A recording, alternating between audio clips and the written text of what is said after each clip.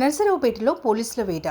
Bike stunt చేస్తున్న యువకులను అదుపులోకి తీసుకున్న నర్సరావుపేట రూరల్ పోలీసులు తల్లిదండ్రులకు కౌన్సిలింగ్ ఇచ్చి స్టంట్స్ చేయడానికి ఉపయోగించిన బైక్లను స్వాధీనం చేసుకున్న నర్సరావుపేట రూరల్ పోలీసులు. పబ్లిక్ సేఫ్టీ మరియు బహిరంగ ప్రదేశాల్లో ప్రమాదకరమైన స్టంట్ చేస్తున్న వారిపై ప్రత్యేకంగా నిఘా ఏర్పాటు చేస్తున్నామని Narasaraopet rural CI MV Subbarao తెలిపారు. బైక్ స్టంట్స్ చేస్తున్న యువకులను గంటల వ్యవధిలోనే అదుపులోనికి తీసుకున్న రూరల్ పోలీస్ సిబ్బందిని మరియు నర్సరావుపేట రూరల్ ఎస్ఐ కిషోర్ బాబును మరియు ఎస్ఐ శ్రీకాంత్ను సిఐ అభినందనలు తెలిపారు.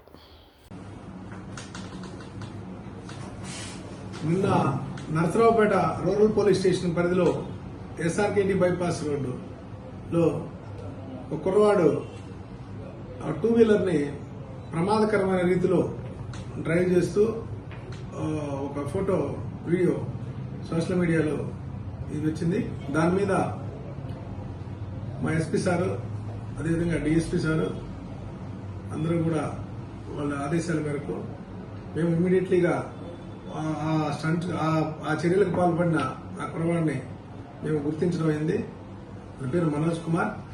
అతన్ని నిన్న అదుపులోకి తీసుకుని అతని దగ్గర ఉన్న ఆ స్టంట్ అది చేయడానికి ఉపయోగించాడో ఆ వెహికల్ని కూడా మేము సీజ్ చేశాం. అదేవిధంగా అతనికి గల డ్రైవింగ్ లైసెన్స్ కూడా క్యాన్సిలేషన్కి ఆర్టీఓ గారికి పంపిస్తున్నాం.